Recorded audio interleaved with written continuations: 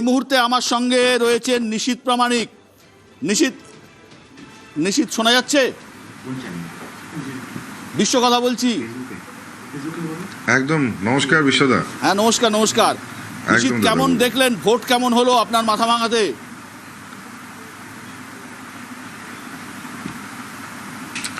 দেখুন দাদা, প্রথম সকালে যখন বেরিয়েছি বাড়ি থেকে আমি 6টার সময়, তখন আপনার ক্যামেরাম্যান এবং সাংবাদিক ছিলেন আমার সঙ্গে। তখনই বলেছিলাম যে 91-এর উপরে মানে আমাদের পার্সেন্টেজ ভোট কিন্তু হতে চলেছে।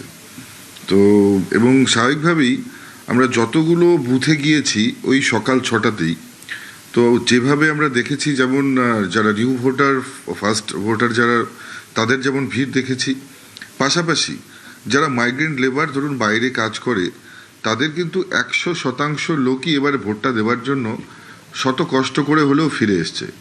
আমরা দেখেছি কেরল, রাজস্থান এবং কর্ণাটকা থেকে যখন লেবাররা ফিরছিলেন, সেই সময় ট্রেনের টিকিট না পেয়েও, রিজার্ভেশন ছাড়াও সমস্ত মানুষ এই গরমে এত কষ্ট করে ফিরছিলেন, অথচ প্রত্যেকের জয় শ্রীরামের নারাটা কিন্তু প্রত্যেকের মুখে ছিল। ইভেন স্টেশনে নেমে তারা যখন বাড়ি যাচ্ছিলেন, সেই সময় প্রত্যেকে জয় শ্রীরামের ধ্বনি দিতে দিতে গিয়েছে। এবং আজকেও অদ্ভুত ঘটনা, যখনই যে পোলিং স্টেশনে পৌঁছেছি, সেখানে কেউ ফিসফিস করে হলেও জয় শ্রীরাম বলছে, কেউ বা আবার সাহস করে জোরে বলছে। তো পুরো ব্যাপারটা মিলিয়ে এটা অনুভব করেছি যে মানুষের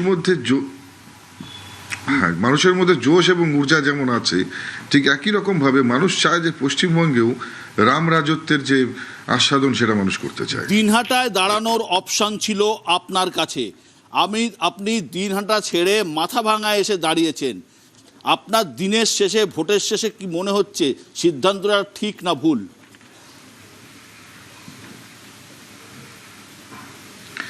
দেখুন, সিদ্ধান্ত আমরা নেই না। আর অপশনের কথা বললেন, আমাদের পার্টি কোনো অপশন দেয় না। আমাদের পার্টি আমাদেরকে সিলেক্ট করে, তারা সিদ্ধান্ত নেয়, সিদ্ধান্ত নিয়ে আমাদেরকে জানায়।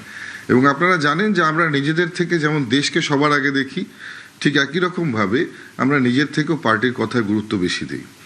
দিনাটায় আমি এর আগেও পার্টির কথায় দাঁড়িয়েছিলাম, সেখানে জিতেছিলাম, এবং পার্টি আমাকে রিজাইন দিতে বলেছিল, তাই দিয়েছিলাম। এবং আমি রিজাইন দিয়েছিলাম বলেই না উদয়ন গুহর মতন লোক এরা বাই ইলেকশনে জিতেছিল। একবার তো আমি হারিয়েছি, এবার আমার ভাই হারাবে, অজয় রায় সেখানে রয়েছে, নিশ্চিতভাবে এবার আমার ভাইয়ের কাছে ওকে হারতে হবে। আপনার বিরুদ্ধে তৃণমূল টাকা বিলির অভিযোগ করছে, কি বলবেন?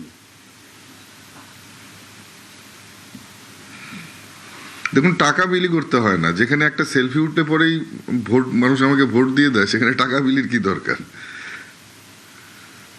লোকসভা ভোটে জিতে আপনি দেশের স্বরাষ্ট্র প্রতিমন্ত্রী হয়েছিলেন।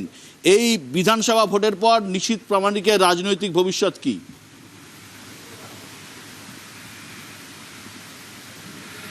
দেখুন, আমাদের ব্যক্তিগত কোনো মানে আশা বা আকাঙ্ক্ষা আমার নেই।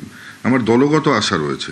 দলগত আশা, আমার দল জিতবে এবং এই অত্যাচারী ব্যভিচারী সরকারটাকে সমূলে উৎপাটন করব, এবং পাশাপাশি ডাবল ইঞ্জিনের সরকার প্রতিষ্ঠিত হবে, বাংলার প্রগতি ত্বরান্বিত হবে, বাংলায় আবার ইন্ডাস্ট্রি আসবে, যুবকরা আবার কাজ পাবে, মায়েরা আবার মাথা উঁচু করে বাঁচবে, মেয়েরা রাত 7টার পরেও সারা রাত প্রয়োজন হলে বিচরণ করবে, তাদের দিকে চোখ তুলে তাকানোর সাহস কোনো ধর্ষক পাবে না।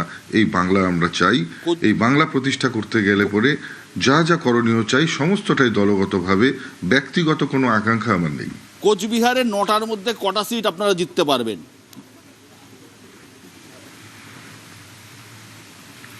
এবার নিশ্চিতভাবে কোচবিহারের 9টার মধ্যে 9টাই আমরা জিততে চলেছি। আমি আগেও বলেছিলাম যে একটা সিট সীতাই আমাদের হাড্ডাহাড্ডি লড়াই, কিন্তু আজকে নির্বাচনের যে মানে আমরা যে ট্রেন্ড দেখছি, যে পার্সেন্টেজ অফ পোলিং দেখছি, সেটা কোচবিহার জেলায় সীতাইতে সবচাইতে বেশি। তার মানে জেতার সম্ভাবনাটাও কিন্তু সীতাইয়ের প্রবল হারে রয়েছে। অনেক অনেক ধন্যবাদ নিশীথ আমাদের সঙ্গে থাকার জন্য। শিবাজি, উদয়নদা শুনলো নাকি? সবটা শুনেছে? তাহলে উদয়নদাকে